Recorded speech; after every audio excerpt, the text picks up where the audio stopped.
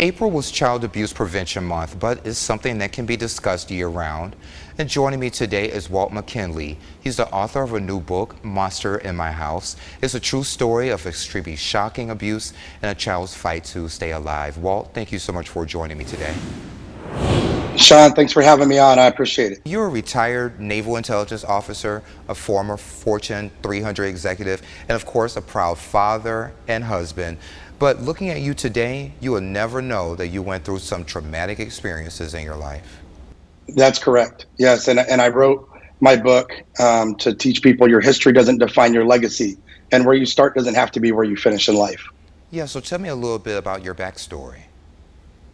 So I moved 14 times in the first 16 years of my childhood, being horrifically abused by every adult I came into contact with, parents, foster parents. It didn't matter who I came into contact with until I was 16 and testified against my father in court. And I tell this story to show people you have to face the mental health issues that come along with abuse, but you can find true life happiness if you're willing to face those traumas that you've been through. And we talked about your career, so how did that impact your career? Did the abuse impact it and your family life?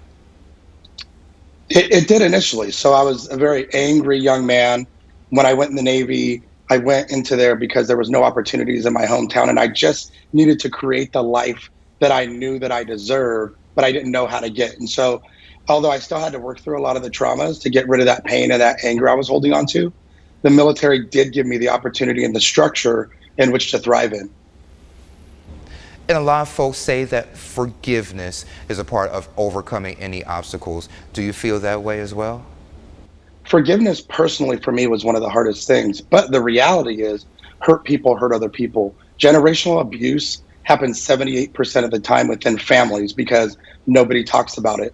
And I knew that pain and anger I was hanging on to, I had to let go of that somehow. And I found that through forgiveness because all my abusers were abused themselves.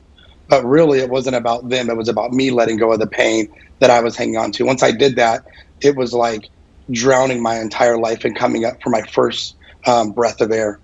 So how are you now? Do you get any nightmares at night thinking about your past? I don't. I really turned and faced the trauma that doesn't get tired. It will chase you. It will find you. At some point in your life, you have to turn and face it. And I did that. And so my trauma actually empowers not only me to live the best, most fulfilled life I can, but it empowers me to go out and help other people gain the belief that they can also do the same thing. So do you think it's the power of a person's testimony to be able to get them through what they're going through? Because some people are abused now and they may need some help to conquer their problems. Absolutely. It's the power and inspiration that you hear from other people who've thrived because of the trauma that they've been through, and to know that it's continued steps forward to get to that point. So that's really why I tell this story, is because there's so many people that don't believe they can overcome their trauma. And that's why I try to breathe life and belief into their soul so that they can do that work that they need to do. So Walt, do you think there are some common misconceptions when it comes to child abuse? Because when I think about it, I think it's just parents abusing their child, but I believe you think it's more than that. It is. The reality, unfortunately, is it could be any adult in that child's life. I talked a few minutes ago about 78% of all abuse is generational.